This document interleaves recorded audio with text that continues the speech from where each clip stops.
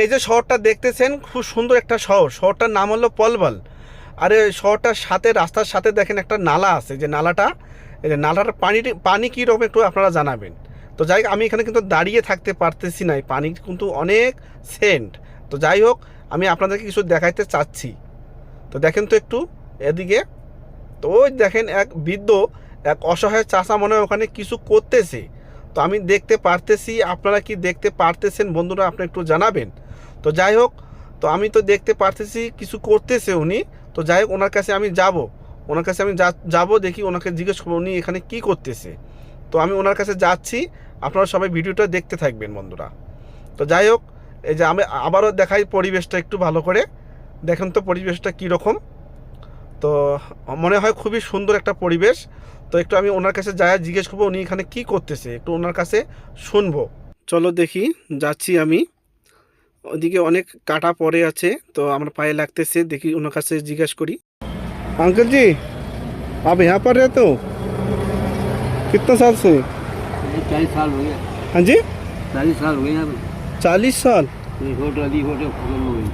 अच्छा अच्छा, चाय बेच रहा था। पानी ले लो, ये पानी। वही फैमिली को पानी है आपके पास? वही बताया। वो बोला था वही बिहार के माली वही करना है।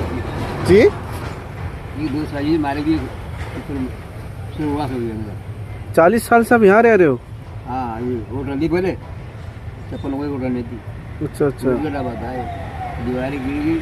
এই অসহায় চাচাটা বললো এখানে নাকি ইনি একাই থাকে, আর এনার এই যে দেওয়ালটা দেখতেছেন, এই দেওয়ালটা ভেঙে পড়ে গেছে। 40 বছর থেকে এখানে থাকে, এই রুমের ভিতরে। চাচার রুমটা আমাকে দেখাচ্ছে, দেখেন তো একটু রুমটা কীরকম। এখানে ইনি থাকে। চাচা আমাকে ওনার রুমগুলো দেখাচ্ছে, এবং ওনার যে পরিবেশ ওখানে সবগুলো আমাকে দেখাইলো। তো এবং ওনার যে জীবনের কাহিনীগুলো সবগুলো আমাকে বললো, সবগুলো আপনাদের মাঝে শেয়ার করতে পারলাম না। উনি বললো ওনার নাকি ছেলে মেয়ে কেউ নেই, উনি একাই। অসহায় চাচাটার এই দুনিয়াতে কেউ নেই, উনি একাই এখানে বাস করতেছে 40 বছর ধরে। তো দেখেন আমাকে এখন চাচা পরিবেশটা অনেক দুঃখের বিষয়। আমি কিছু করতে পারলাম না এটা চাচাটার জন্য। তো বন্ধুরা, আল্লাহ আল্লাহ তাআলা এনাকে হেফাজত করে রাখে ইনশাআল্লাহ। আগামীতে আমি যদি আসি এনার কাছে, ইনশাআল্লাহ আমি কিছু সাহায্য করবো এনার জন্য। চাচাই একদমই অসহায়, ওনার এখানে কেউ নেই, উনি একাই এখানে বাস করে 40 বছর ধরে। আমাকে আশীর্বাদ দিল, আমাকে অনেক ভালো লাগলো।